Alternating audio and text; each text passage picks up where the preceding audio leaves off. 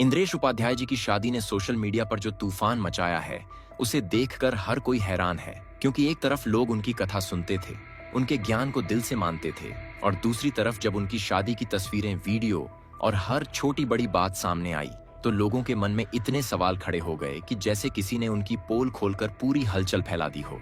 और सबसे मजेदार बात यह है कि शुरू में सबको लगा कि बस एक साधारण सी शादी होगी। गुरुजी शांत स्वभाव के हैं, हमेशा मोह माया से दूर रहने की बात करते हैं, तो लोग सोच रहे थे कि शायद शादी भी पूरी साधारण होगी। लेकिन जैसे ही जयपुर के ताज होटल वाली फोटोज बाहर आई, वैसे ही माहौल पूरी तरह से उलट गया और लोग बोलने लगे कि गुरुजी तो कुछ और ही दुनिया में जी रहे हैं। सोशल मीडिया पर इतने कमेंट आने लगे कि गिनना मुश्किल हो गया। लोग कहने लगे कि कथा में तो गुरुजी कहते थे कि ज्यादा खर्चा नहीं करना चाहिए, शादी में दिखावा नहीं होना चाहिए, वरमाला जयमाला जैसी चीजों में जाना पसंद नहीं है, क्योंकि सांसारिक चीजें मन को विचलित करती हैं। और अब वही गुरुजी इतने भव्य शादी में नजर आ रहे हैं जहां हर एक चीज ब्रांडेड है। होटल ताज की सजावट इतनी भव्य कि जैसे पूरा वृंदावन जयपुर में उतार दिया गया हो। हल्दी, मेहंदी, संगीत सब इतना हाई प्रोफाइल हुआ कि लोगों ने देखकर कहा कि यह तो किसी राजघराने की शादी लग रही है। अब यहाँ तक तो फिर भी ठीक था, पर असली खलबली तब मची जब दुल्हन शिप्रा भावा का चेहरा पहली बार सामने आया और लोग बोलने लगे कि ये वही शिप्रा है जो सोशल मीडिया पर लड्डू गोपाल के साथ वीडियो बनाती थी। इसके बाद जो चीज लोगों के दिमाग में ज्यादा खटक रहा था वो था उनका सरनेम, क्योंकि शिप्रा पहले भावा लिखती थी और लोग कहने लगे कि भावा तो सिख कम्युनिटी का सरनेम होता है, और अब शादी के कार्ड में उनका नाम शिप्रा शर्मा लिखा गया है। लोग पूछने लगे कि आखिर सरनेम अचानक क्यों बदला गया, क्या यह इंटरकास्ट मैरिज है, और अगर है तो फिर इसमें छुपाने जैसा क्या था। क्योंकि अगर गुरुजी कथा में कहते हैं कि अपनी जाति धर्म के अंदर शादी करनी चाहिए, तो फिर उन्होंने खुद ऐसा क्यों नहीं किया। इसके बाद दूसरी चर्चा चली कि यह लव मैरिज है। कई लोगों ने कहा कि शिप्रा पहले भी गुरुजी की कथा में आती थी, झूमती थी, नाचती थी, और वहीं से इनका प्रेम शुरू हुआ और इसको अरेंज मैरिज की तरह दिखाया जा रहा है। लेकिन असली हंगामा तो तब मचा जब लोग शिप्रा की पुरानी तस्वीरें और स्क्रीनशॉट लेकर आने लगे। कई लोग दावा करने लगे कि उनकी एक पहले शादी हो चुकी थी किसी गौतम शर्मा नाम के लड़के से, और वह लड़का कनाडा में रहता था। कुछ लोग कहने लगे कि दोनों मालदीव गए थे। वहां की तस्वीरें भी वायरल हुई, चैट्स वायरल हुई जिनमें लिखा था कि सितंबर 2022 में शादी हुई, 3 महीने बाद कनाडा जाने को लेकर झगड़ा हुआ और 2023 में तलाक हो गया। अब यह बात सच थी या झूठ कोई पक्के तौर पर नहीं कह सकता, लेकिन सोशल मीडिया पर इस खबर ने आग की तरह फैलने में जरा भी देर नहीं लगाई। अब लोग कहने लगे कि अगर लड़की की पहली शादी हुई भी थी तो इसमें गलत क्या है। तलाक के बाद कोई भी अपनी जिंदगी दोबारा शुरू कर सकता है, पर छुपाने की जरूरत क्यों पड़ी। और अगर यह सब फेक था तो पीआर टीम इतना परेशान क्यों है, और लोग जो भी वीडियो डालते हैं उन्हें क्यों हटवाया जाता है, क्यों धमकी दी जा रही है। फिर बात आई गुरुजी की शादी पर, क्योंकि अगर कहानी सिर्फ शिप्रा तक रहती तो बात इतनी न बढ़ती। असली तकरार शुरू हुई गुरुजी के ज्ञान से, क्योंकि लोग कहने लगे कि कथा में तो गुरुजी कहते हैं शादी में खर्चा मत करो, रस्मों में मत फंसो, सांसारिक चीजों से दूर रहो, और अब वही गुरुजी करोड़ों की शादी कर रहे हैं, चांदी के बर्तनों में भोजन करा रहे हैं, 5 सितारा होटल को वृंदावन में बदल रहे हैं, ब्रांडेड ड्रेस पहन रहे हैं, सांची जैसी महंगी पोशाकें पहन रहे हैं, प्राइवेट इंतजाम किए जा रहे हैं। तो लोग पूछने लगे कि गुरुजी आपने जो हमें सिखाया क्या वह सिर्फ हमारे लिए था। बहुत से लोग यह भी कहने लगे कि समस्या शादी से नहीं है, किसी की खुशियों से नहीं है, समस्या दोहरे मापदंडों से है। अगर आप खुद ही अपने ज्ञान पर नहीं चलेंगे तो फिर आपके भक्त उस ज्ञान को कैसे मानेंगे। और यही वजह रही कि कई लोग बोलने लगे कि कथावाचकों पर से भरोसा उठ रहा है, क्योंकि जब अपने जीवन में वे उन बातों को नहीं निभाते जो वे कथा में कहते हैं, तो फिर वह शब्द सिर्फ कमाई का साधन लगने लगते हैं। उधर कई लोग गुरुजी का बचाव भी कर रहे हैं। उनका कहना है कि शादी जीवन का हिस्सा है, कोई साधु सन्यासी बनने का व्रत तो उन्होंने लिया नहीं था, तो शादी करना गलत कैसे हुआ। और पैसे खर्च करना उनका निजी मामला है, उनकी क्षमता है तो वह खर्च करेंगे, इसमें किसी को दिक्कत नहीं होनी चाहिए। लेकिन जितना ज्यादा लोग बचाव में बोले, उतना ही ज्यादा विरोध करने वालों के सवाल भी बढ़ते गए, क्योंकि लोग कह रहे थे कि गुरुजी का ज्ञान उनकी शादी से मैच नहीं कर रहा। अब आते हैं इस बात पर कि शिप्रा की सारी सोशल मीडिया एक्टिविटी क्यों गायब की गई। अगर कुछ भी गलत नहीं था तो इतना डर क्यों, और अगर कोई पुरानी चीज वायरल होती है तो उसका जवाब देकर क्लियर करना चाहिए था, बजाय सब कुछ हटाने के, क्योंकि हटाने से तो शक और बढ़ जाता है। सोशल मीडिया पर लोग यह भी बोल रहे हैं कि गुरुजी की पीआर टीम हर उस वीडियो को हटवा रही है जिसमें शिप्रा की पुरानी तस्वीरें, चैट्स या शादी की चर्चा होती है।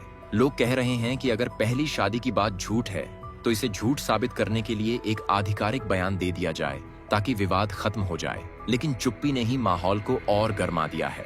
अब गुरुजी की शादी की रस्में भी लोगों के बीच चर्चा का विषय बन गई हैं, क्योंकि उन्होंने खुद कहा था कि उन्हें जयमाला पसंद नहीं है। पर उनकी अपनी शादी में इतनी भव्य जयमाला हुई, इतनी लाइट्स, गुलाब की बारिश और पूरी फिल्मी स्टाइल में एंट्री, तो लोगों ने पकड़ लिया कि आप जो कहते हैं वैसा करते क्यों नहीं। फिर बात आई वृंदावन की, क्योंकि गुरुजी कहते हैं कि वृंदावन ही उनका प्राण है, उनका जीवन है। लेकिन शादी जयपुर के ताज होटल में की गई और पूरा होटल वृंदावन जैसा सजाया गया। तो लोगों ने कहा कि अगर इतना ही वृंदावन प्रिय था तो शादी वहीं क्यों नहीं की गई। अब शिप्रा की बात करें तो बहुत लोग यह भी कह रहे हैं कि उनकी पुरानी वीडियो में वह लड्डू गोपाल के साथ हर जगह जाती थी, कहती थीं कि लल्ला को कभी नहीं छोड़ेगी। पर शादी की एक भी फोटो में उनके हाथ में लड्डू गोपाल नहीं दिखे। तो इस बात को लेकर भी लोगों के मन में सवाल उठे कि उनकी भक्ति असली थी या सोशल मीडिया के लिए बनाई गई इमेज थी। बातें इतनी बढ़ गई कि अब जहां भी सोशल मीडिया खोलो वही चर्चा चल रही है कि गुरुजी सही हैं या गलत, शिप्रा की पहली शादी सच है या झूठ, इंटरकास्ट है या नहीं, उनका सरनेम क्यों बदला गया, क्या यह लव मैरिज है या अरेंज मैरिज है, पीआर टीम चीजें क्यों दबा रही है। इधर गुरुजी के समर्थक कह रहे हैं कि किसी की निजी जिंदगी में दखल नहीं देना चाहिए, और उधर विरोध करने वाले कह रहे हैं कि अगर आप पब्लिक फिगर हैं और लाखों लोग आपको भगवान का रूप मानते हैं तो पारदर्शिता जरूरी है। अब हालात ऐसे हो गए हैं कि एक शादी जो खुशी की बात होनी चाहिए थी, वहीं से विवादों का ऐसा पहाड़ खड़ा हो गया है कि हर दिन नया मुद्दा सामने आ रहा है। कोई चैट वायरल हो रही है, कोई फोटो, कोई स्क्रीनशॉट, कोई बयान, तो कोई अफवाह। लोग अपने हिसाब से कहानी बना रहे हैं और सोशल मीडिया का माहौल पूरा गर्मा गया है। गुरुजी अब अपने निवास स्थान पहुंच चुके हैं, गृह प्रवेश भी हो चुका है, कुलदेवी की पूजा भी हो गई है, पर विवाद थमने का नाम नहीं ले रहा, क्योंकि लोग कह रहे हैं कि जब तक सब कुछ साफ साफ नहीं बताया जाएगा सवाल बंद नहीं होंगे। अब जो सबसे बड़ा सवाल लोगों के दिमाग में बैठा हुआ है वह यह नहीं है कि शादी क्यों की गई, बल्कि यह है कि शादी के बाद इतनी चीजें अचानक क्यों बदली जाने लगी। और सबसे पहले बदलाव दिखा वही सोशल मीडिया पर, जहां एक एक्टिव कंटेंट क्रिएटर जिसकी पहचान ही उसके वीडियो थे, वह अचानक पूरी तरह गायब हो गई। और यह बात लोगों को अंदर से चुभने लगी, क्योंकि जब कोई अपनी पहचान खुद मिटाता है तो शक अपने आप पैदा हो जाता है। बहुत से पुराने दर्शकों ने यह भी कहा कि शिप्रा का चैनल कोई छोटा मोटा चैनल नहीं था, वहां लाखों लोग जुड़े थे, सालों की मेहनत थी, और कोई भी इंसान यूं ही बिना वजह अपनी पूरी डिजिटल पहचान नहीं मिटाता। अगर शादी के बाद वह एक्टिव रहना चाहती तो नाम बदलकर या कंटेंट बदलकर भी काम कर सकती थी, लेकिन पूरा का पूरा गायब हो जाना लोगों को हजम नहीं हो रहा। यहीं से एक नई थ्योरी ने जन्म लिया कि शादी के बाद इंद्रेश जी की इमेज के साथ शिप्रा का पुराना डिजिटल जीवन फिट नहीं बैठ रहा था, इसलिए उसे एक झटके में खत्म किया गया। और यह बात इसलिए भी मजबूत लगती है क्योंकि सिर्फ शिप्रा ही नहीं बल्कि उनके घर वालों के अकाउंट भी साइलेंट मोड में चले गए और नाम भी बदल दिए गए। अब सवाल उठता है कि अगर शादी सामान्य थी तो परिवार को सोशल मीडिया से क्यों हटाया गया, क्योंकि आमतौर पर देखा गया है कि लोग शादी के बाद और ज्यादा एक्टिव हो जाते हैं, अपनी खुशियां शेयर करते हैं। लेकिन यहाँ उल्टा हुआ, लोग यह भी कहने लगे कि कहीं ऐसा तो नहीं कि पहले जो शिप्रा खुद को दिखा रही थी वह इंद्रेश जी के अनुयायियों के सामने स्वीकार करने योग्य नहीं था। और यही वजह है कि पूरा रीब्रांडिंग की गई। फिर चर्चा चली कथावाचक और ब्रह्मचर्य वाली छवि को लेकर, क्योंकि बहुत से भक्त मानते थे कि गुरुजी पूरी तरह भक्ति में लीन हैं, सांसारिक आकर्षणों से ऊपर हैं, और यही वजह थी कि लोगों ने उन्हें लगभग भगवान का दर्जा दे दिया था। और जब यह भ्रम टूटा तो लोगों को झटका लगा। लोग पूछने लगे कि क्या यह हमारी गलती थी कि हमने इंसान को भगवान बना दिया, या फिर यह उनकी जिम्मेदारी थी कि वह ऐसी छवि बनाए रखें जो उनके प्रवचनों से मेल खाती।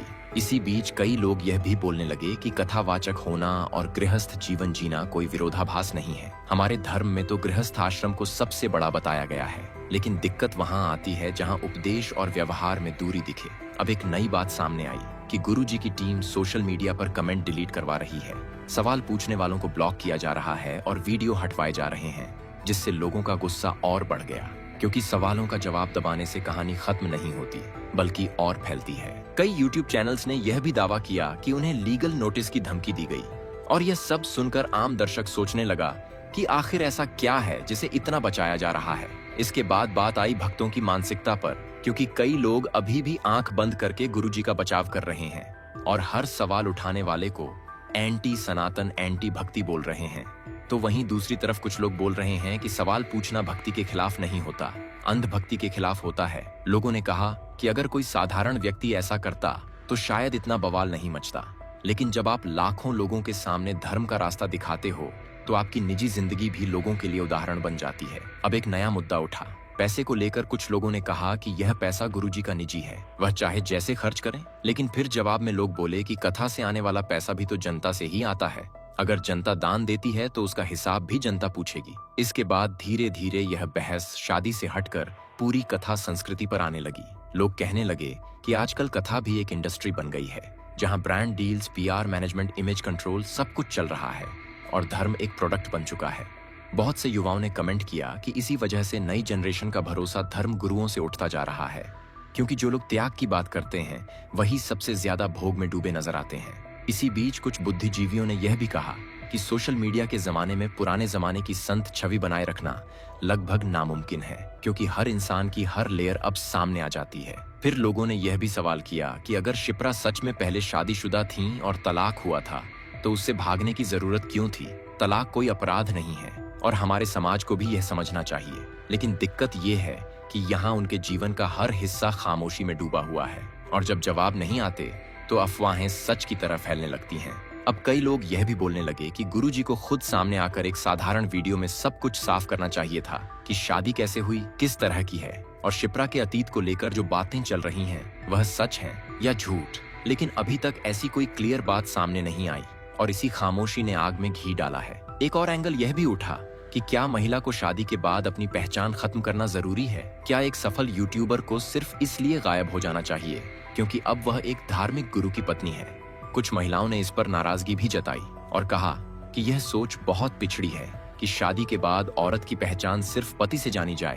तो अब यह कहानी सिर्फ शादी की नहीं रही, यह पहचान स्वतंत्रता, पाखंड भक्ति और अंधभक्ति सब पर सवाल खड़े कर रही है। सोशल मीडिया पर हर कोई अपने अपने हिसाब से जजमेंट दे रहा है। कोई गुरुजी को सही बता रहा है, कोई गलत, कोई शिप्रा को दोषी बता रहा है, कोई पीड़िता। लेकिन सच्चाई क्या है, यह अब भी धुंध में छुपी हुई है। इसी बीच अब एक और जो सबसे बड़ा सवाल उठ रहा है वह यह है कि जब इतनी सारी बातें सोशल मीडिया पर फैल चुकी हैं, इतने तरह के आरोप लग चुके हैं, इतनी तरह की नई नई कहानियां निकल कर आ रही हैं, तो क्या इस विवाद का कोई अंत भी होगा या यह और बढ़ता जाएगा? और सबसे बड़ी समस्या यह है कि इस पूरे मामले में अब सिर्फ इंद्रेश जी और शिप्रा ही चर्चा का हिस्सा नहीं रहे, बल्कि उनके भक्त, उनके विरोधी, उनका परिवार, उनकी छवि सब एक मुकाम पर आकर खड़े हो गए हैं और हर किसी के मन में अलग अलग तरह की भावनाएं उठ रही हैं। कुछ लोग ऐसे हैं जो आज भी कहते हैं कि गुरुजी ने जो किया सही किया, क्योंकि हर इंसान को अपनी जिंदगी जीने का हक है और शादी करना किसी भी व्यक्ति का निजी अधिकार है। लेकिन दूसरी तरफ ऐसे लोग भी हैं जो कहते हैं कि जब आपकी बात आपके काम से मेल नहीं खाती तो लोगों का भरोसा टूट जाता है और भरोसा एक बार टूटा तो फिर लाख कोशिश कर लो, वह पहले जैसा नहीं जुड़ता। इसी के बीच कई बड़े YouTube चैनल्स ने यह कहना शुरू कर दिया कि इस विवाद का असर इंद्रेश जी की कथाओं पर भी पड़ेगा, क्योंकि लोग अब उनकी बातों को सुनते समय यह जरूर सोचेंगे कि जो इंसान खुद अपने कहे मुताबिक न जी सके, उसकी बातों पर कितना यकीन करें। अब बात करते हैं भक्तों की मानसिकता की, क्योंकि भक्तों के लिए यह विवाद एक अलग ही दिशा में जा चुका है। कुछ भक्त इतने भावुक हैं कि उन्हें लगता है कि गुरुजी पर सवाल उठाना पाप है और कई जगह यह भी देखा गया कि जो लोग सवाल पूछ रहे थे उन पर भक्तों ने ही गाली गलौज कर दिया। और यही वजह थी कि यह विवाद सिर्फ एक शादी का मुद्दा न रहकर एक बड़ा सोशल मीडिया युद्ध बन गया।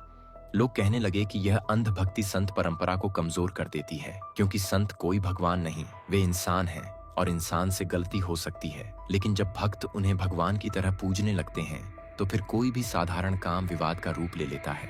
कुछ लोगों ने कहा कि यह विवाद दरअसल हमारे समाज को एक आईना दिखा रहा है कि हम किसी इंसान को कितना जल्दी ऊंचा उठा देते हैं, फिर उसी इंसान को सवालों के घेरे में डाल देते हैं और उसके गिरने का इंतजार करते हैं। हमारे अंदर यह आदत हो गई है कि पहले किसी को भगवान बनाते हैं, फिर उसी को कटघरे में खड़ा कर देते हैं। इसी बीच विशेषज्ञों ने यह भी कहा कि सोशल मीडिया के दौर में कोई भी बात ज्यादा देर तक छुपी नहीं रह सकती।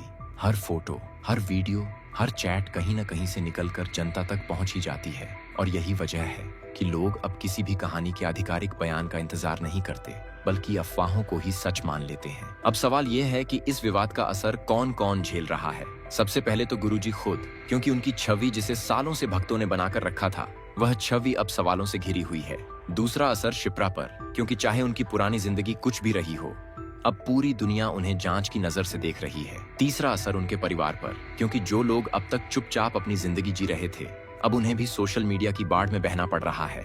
कई लोग यह भी कहते हैं कि इस विवाद की जड़ में प्रेम कहानी भी हो सकती है, क्योंकि अगर यह पूरी तरह लव मैरिज थी और दोनों ने अपनी पसंद से शादी की थी तो उसमें शर्म या छुपाने जैसा कुछ नहीं था, बल्कि इसे गर्व से बताया जाना चाहिए था। लेकिन यहाँ चुप्पी ने सबको सोचने पर मजबूर कर दिया कि कहीं कहानी में कुछ ऐसा तो नहीं जिसे दुनिया से बचाने की कोशिश की जा रही है। अब बात करते हैं आगे क्या हो सकता है, क्योंकि हर विवाद का एक क्लाइमेक्स होता है और इस विवाद का क्लाइमेक्स अभी बाकी है। कुछ लोग कह रहे हैं कि आने वाले दिनों में शायद गुरुजी खुद सामने आकर एक वीडियो डालें और सारी बातों को साफ करें।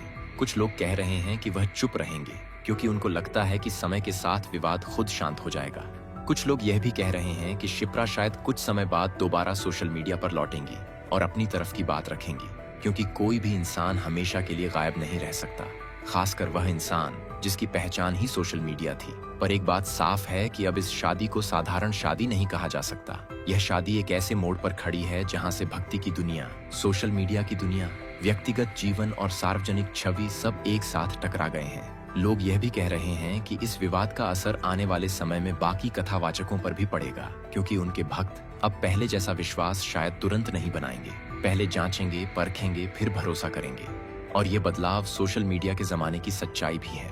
अब एक और बात जो चर्चा में है वह यह कि कहीं ऐसा तो नहीं कि इस विवाद ने दोनों परिवारों के रिश्तों में भी खटास डाल दी हो, क्योंकि जब शादी के तुरंत बाद इतनी नेगेटिव बातें फैलने लगती हैं तो घर के लोग भी तनाव में आ जाते हैं और रिश्तों पर असर पड़ता है। अब यह भी सुनने में आ रहा है कि कुछ बड़े कथावाचकों ने इस मामले पर चुप्पी साध ली है और कुछ ने अंदर ही अंदर नाराजगी जताई है, क्योंकि उनका मानना है कि ऐसी चीजें पूरे सनातन समाज की छवि को खराब करती हैं। दूसरी तरफ विरोधियों को भी एक मौका मिल जाता है कि वे सनातन पर निशाना साधें और यह बात भक्तों को सबसे ज्यादा चोट पहुंचाती है। अब एक और एंगल है शिप्रा की बदलती छवि का, क्योंकि पहले वह एक आधुनिक लड़की कहलाई जाती थी, फिर अचानक भक्ति में आ गईं और अब फिर एक धार्मिक परिवार की बहू बन चुकी हैं। लोग कह रहे हैं कि एक लड़की के जीवन में इतने बदलाव इतने कम समय में कैसे आ गए। यह भी सोचने वाली बात है। अब एक बड़ा सवाल यह भी उठ रहा है कि क्या इंद्रेश जी शादी के बाद कथा करेंगे या कुछ समय का ब्रेक लेंगे, क्योंकि उनकी हर कथा पर अब लोग नई नजर से सवाल उठाएंगे और यह बात उनके लिए भी आसान नहीं होगी। कई लोगों का यह भी कहना है कि गुरुजी जितने लोकप्रिय हुए थे उतनी जल्दी लोगों ने इस विवाद को पकड़ लिया, क्योंकि पब्लिक जितना प्यार देती है उतना ही जल्दी सवाल भी करती है। अब सबसे अहम बात यह है कि यह विवाद भले ही सोशल मीडिया की दुनिया में चल रहा है, लेकिन इसका असर असली जिंदगी में भी दिख रहा है। कुछ लोग दुखी हैं, कुछ गुस्से में, कुछ कंफ्यूज, कुछ टूटे हुए, क्योंकि जब आपका आदर्श इंसान विवादों में घिरता है तो भावनाएं आहत होती हैं। अब आगे क्या होगा, इसका जवाब किसी के पास नहीं है। हो सकता है यह विवाद कुछ महीनों में शांत हो जाए, हो सकता है और बढ़ जाए, हो सकता है नई बातें सामने आए या फिर सब पुराना हो जाए। लेकिन जो निश्चित है वह यह है कि यह घटना लोगों की सोच और भक्ति के नजरिए को जरूर बदल देगी। लोग यह भी कहने लगे हैं कि भक्ति करनी है तो भगवान में करो। इंसान में भक्ति करना हमेशा धोखा देता है। इंसान इंसान होता है और इंसान से गलती होना स्वाभाविक है, इसलिए किसी को भगवान का दर्जा देने से पहले सोचना चाहिए। अब बात आती है कि इस विवाद से किसने सबसे ज्यादा सीखा। पहला सबक भक्तों ने कि किसी को अंध भक्ति में भगवान न बनाए। दूसरा सबक कथावाचकों ने कि सार्वजनिक जीवन में पारदर्शिता जरूरी है। तीसरा सबक सोशल मीडिया ने कि आज के द्वार में कुछ भी छुपा नहीं रह सकता। अब यह भी तय है कि आने वाले समय में जब भी कोई कथावाचक शादी करेगा या अपनी निजी जिंदगी में कुछ बड़ा कदम उठाएगा, लोग उससे पहले उसकी कहीं हर बात को जांचेंगे, परखेंगे और फिर उस पर राय बनाएंगे। अब अंत में यही कहा जा सकता है कि यह विवाद भले ही एक शादी से शुरू हुआ था, लेकिन यह पूरी सोच को झकझोर कर रख गया है और यह दिखा गया है कि सच चाहे कितना भी कोशिश करो छुपता नहीं, और झूठ चाहे कितना भी फैलाओ टिकता नहीं। अब देखते हैं कि आगे गुरुजी क्या कदम उठाते हैं, शिप्रा क्या कदम उठाती हैं, परिवार क्या कहता है और जनता क्या समझती है। लेकिन इतना जरूर है कि यह घटना आने वाले वक्त तक चर्चा में रहेगी, क्योंकि यह सिर्फ एक शादी नहीं थी, यह एक युग की सोच का टकराव था। खैर दोस्तों, आज के लिए बस इतना ही। वीडियो अगर पसंद आई हो तो वीडियो को लाइक कर चैनल को सब्सक्राइब जरूर कर ले। जय हिंद।